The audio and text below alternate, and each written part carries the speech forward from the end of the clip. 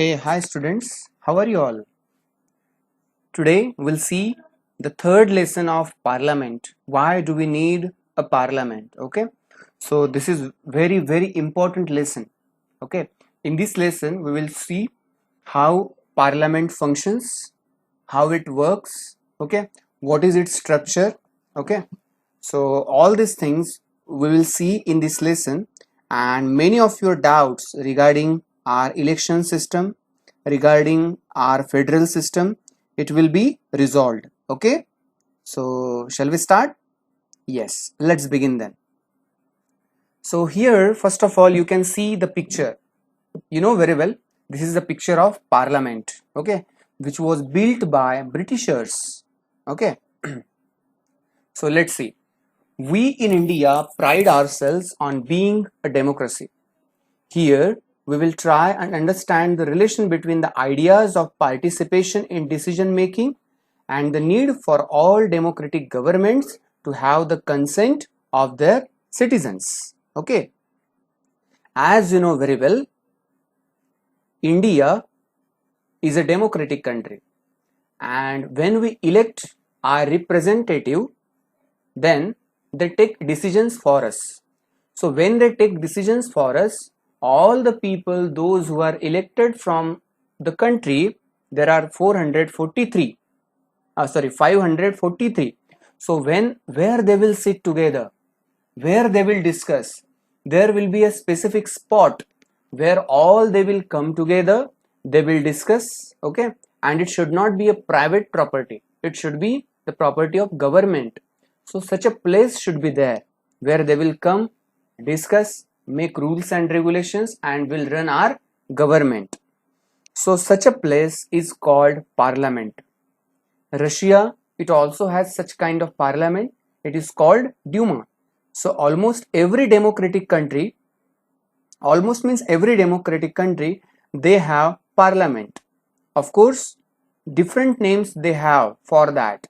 But such a building, such a place where they all come together and they discuss about it, it is there. Okay. So in almost every democratic country, this parliament is there. So in this parliament, our representatives whom we elected by election, they come, they discuss, they participate, make decisions, okay, with the consent of their citizens. Now, this is the element of democracy, and it can be expressed in the institution of parliament. In this chapter, we will try to see how the parliament enables citizens of India to participate in decision making and control the government, thus making it the most important symbol of Indian democracy and a key feature of the constitution that we will see in this lesson. Okay, now first of all we'll discuss about why should people decide. Now, to understand this, to understand the importance of democracy, to understand the importance of election, we have to go back in history. Okay, so let's go back. Earlier, if you go back before colonial era, there was rule of Mughals. Okay, now these Mughals, they ruled our people. When they were ruling, they were not asking for the consent of the people. They were not taking the permission of the people. Directly, whatever they want, they made the rules. Everywhere it was going on, in France also, in Russia also, in India also. So in many countries, revolution took place because the ruler, they are not taking permission or consent of the people. Directly, whatever they want, they were taking the decision about. Then colonial period comes in India. In colonial period, somewhere we got some authority to ask to participate in government. Okay, but that was not an absolute democracy. We were answerable to British government until and unless British government approves it. Our ministers, they were not able to make any law. But the people were feeling that this is the country, means in this country only Britishers or only Mughals those who are king, only they are not living. There are common people. What about common people? If they live here, they also belong to this country, isn't it? So they also have possession, they have right on this country. So when the rules are being made, they also should be asked for. Their permission or their suggestion also should be taken into consideration. So all these thoughts were spreading in the minds of the people, and finally when we got, people fought a lot about it. There is a big history behind it, that all history I can't tell you now, but to get the right to vote, people have died, people have sacrificed a lot, they have given their whole life for getting this one right, to get elected and to give vote. Okay, so this was very important.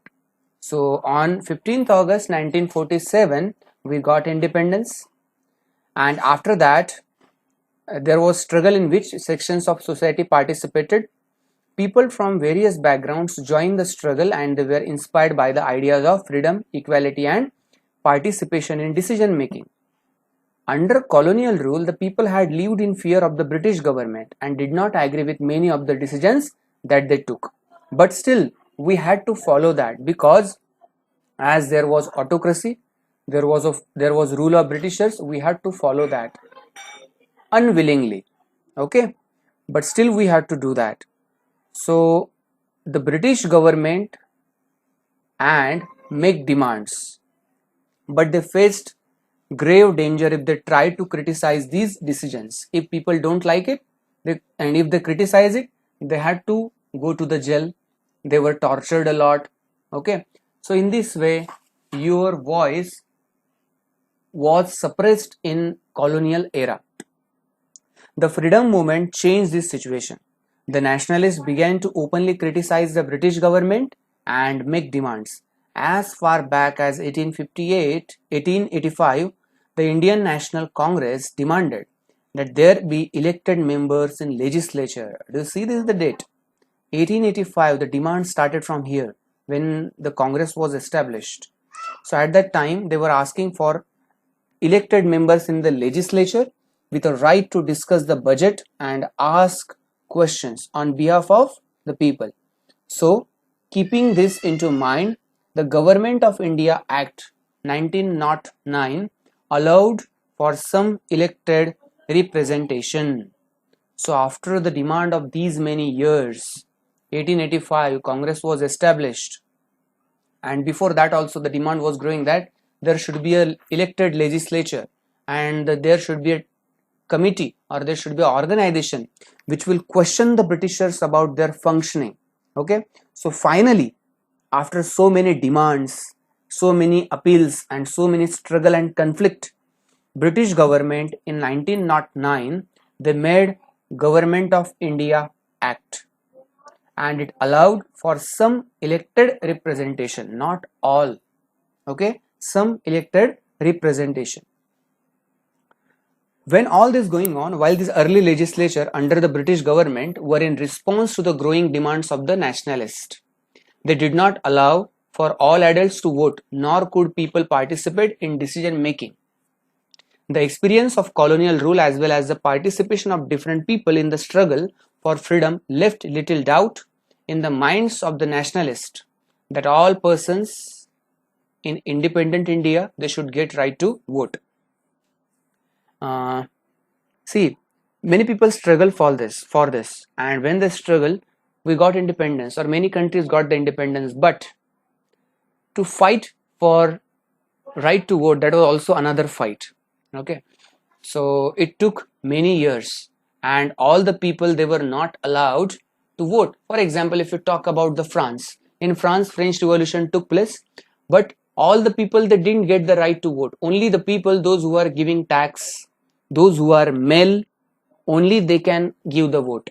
So those, because uneducated persons, they are not able to think about, they used to think like this, that they are not able, or they are not capable enough by intelligent to give the vote.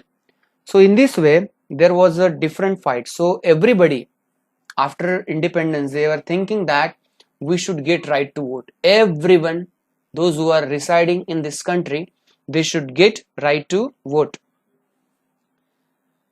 India would be able to participate in making decisions. With the coming of independence, we were going to be citizens of a free country. This did not mean that the government could what it felt like. When we got independence, government was elected. It doesn't mean that they have got right to take any decision. It means that the government had to be sensitive to people's needs and demands. The dreams and aspirations of the freedom struggle were made concrete in the Constitution of Independent India that laid down the principle of universal adult franchise. When we got independence, the ruler at that time, means Indians, they were having absolute power in their hands, but they were not allowed to take any decision by any way or whatever they want. So we brought universal adult franchise, means those who are adult, they will vote. Okay, and as per the demands and needs of the people, the government will be run. Okay, so that was the motive behind this system. Now here you can see the photo shows a voter reading instruction on how to use an electronic voting machine, EVM. Okay, so nowadays, earlier there was a ballot paper. Okay, there were papers. On those papers the political symbols were there. Okay, and you have to put stamp on your favorite political leader or symbol, and then you have to just put it into the box. Okay, that was a system earlier, ballot paper. But nowadays the system is changed, and nowadays we are using EVMs, electronic voting machine, where we just have to press a button. See, here you can see the machine. Here are the political symbols. Okay, and in front of them you can see these buttons. You just have to press button. This button can be clicked once only. Okay, how the people are showing their election cards, epic. Okay, after voting they will put such kind of ink on your index finger, and how the people, they are standing in line to vote. So EVMs were used throughout the country for the first time in 2004 general elections. In 2004, when our dear Prime Minister Manmohan Singh was elected, saved, and because of this EVMs, it saved around 1,50,000 trees. Can you imagine? Means for conducting one election, these many trees we have to cut for making those papers. 1,50,000 trees, which would have been cut to produce about 8,000 tons of paper for printing the ballot papers. Clear? Now we have seen why we need such a system where we will vote. Okay, why should people decide? So because this is a rule of people. People fought for the independence, so it is a right to select or to decide what is fit for them, what is suitable for them. It's a right. But all of us, we can't go to the parliament and sit there and make the rules, isn't it? We don't have time for that. Okay, and second, we don't have knowledge of whole country, isn't it? So we will sit at home, we will just give vote. Okay, and we will send our representative to decide what is best for us. So in this way, the people has right to vote and decide. Now we'll come to second topic, that is people and their representatives. India, it is the decision of people that creates a democratic government and decides about its functioning.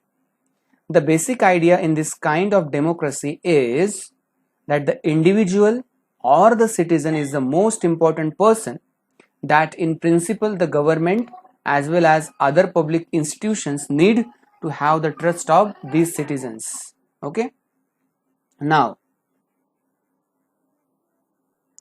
in democracy, as Abraham Lincoln says, the democracy is a system of government for the law, for the people, by the people, and of the people. So the people and individual is very important in democracy. That's why by individual itself he will send its representative to the parliament. Now, how does the individual give approval to the government? So we'll understand this system first.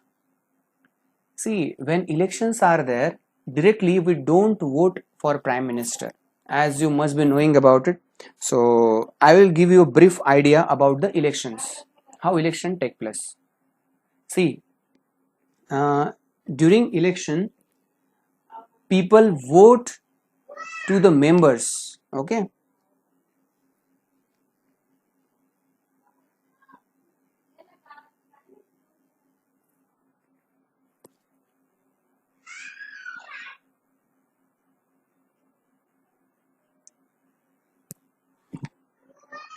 Ruddu मग गोलू लोचन त्याला 5 मिनिटं तिकडे नेर बेटा फक्त 5 मिनिटं जरा शांत बसव त्याला तुम्ही पण बोलू नका जास्त 5 मिनिटं फक्त in election people vote for the candidates, and now when people vote for candidates, then a political party which wins the election, from that political party those political leaders come together and they, with the help of president, they will choose prime minister. Okay, so this is the system. It means directly we don't vote for prime minister, understood? So but before election, the political party, that is the demand of the people, that the political party should declare if that political party wins the election, then who will become prime minister. Okay, the parliament, which is made up of representatives together, controls and guides the government. In this sense, people through their chosen representatives form the government and also control it. How the people will control it? Very interesting it is to know. Once the political leaders, once they are elected for 5 years, there is a high possibility that he cannot be removed. But after 5 years, he has to come back again to the people, isn't it? When he will come back to ask for the votes and the demands which people kept in front of him, and he has not completed that, then people will vote him? Of course not. Okay, so in this way democracy runs itself. So my dear children, the parliament is run by the ministers as well as the people also. If the government does not take the decision which is liked by the people, then after 5 years it will be removed. Next political party or next ideology will come to the power. Okay, so this much power democracy has given to the people. You can see here, this photo shows something. When elections are there, it is the duty of election commission to send their employees to remote areas. So there are some areas you can see here. Everywhere the election should take place anyhow, because this is a right of every human being, those who are residing in this country. So nobody should be deprived of that. So there are many remote areas in our country where our facilities, transportation, roads has not reached. So there, with these many difficulties, these officers, they have to reach that spot to take the votes of those people. Okay, see in their hands you can see the EVMs they are carrying. Okay, polling material, everything, and they are sitting on elephants. So this is just a representative picture of our India. These many difficulties they have to face. Okay, so all this take care of elections. It is taken care by election commission. Yes. Now we will talk about the role of parliament. So before starting that, today I will give you brief idea of Lok Sabha, parliament. Okay, in Lok Sabha, it is also called parliament, that is Sansad. Okay, so it has two houses, Rajya Sabha and Lok Sabha. Lok Sabha, in Lok Sabha there are 543 seats elected directly by the people and 2 Anglo-Indians, means 245.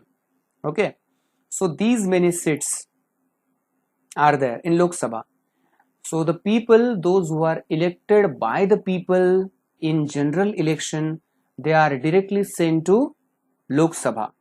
Okay, and Lok Sabha is called lower house, okay, but Lok Sabha has maximum authority, though it is called lower house, and Rajya Sabha it is called upper house.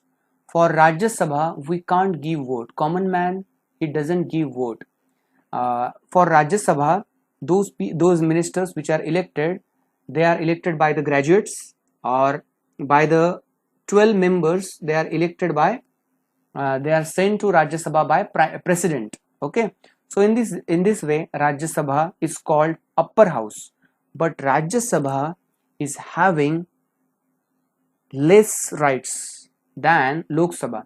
Still, it is called upper house, because it is very strange to know, because Rajya Sabha is called upper house because the people, those who are sitting there, all are educated persons, very well educated persons. They are expert in their topics, in their areas, so they know very well what is the best. So then there can be a question, why Lok Sabha has more rights? Because the people, those who are sitting in Lok Sabha, they are directly elected by the people. That's why they have more right, whether they can be uneducated or whatever, but they are elected by the people. That's why they have more rights. But in Rajya Sabha they all are educated, well trained people, but still they don't have that much right which are owned by Lok Sabha people, because directly they are not elected by the people. See, this is the beauty of democracy. In democracy, the person, how much educated he is, how much education he has taken, okay, or in which area he is expert, or academically how much degrees and how many medals he has taken, that is not important. This is the beauty of democracy, that the people, those who are elected, they have a big authority, because they are elected by the people, because they are leader of the people, because they are representative of the people, whether he is uneducated, no problem. Okay, so this is the beauty of our democracy. So about role of parliament in details we will discuss in our upcoming lecture. Till then, see you. Thank you so much. Have a nice day.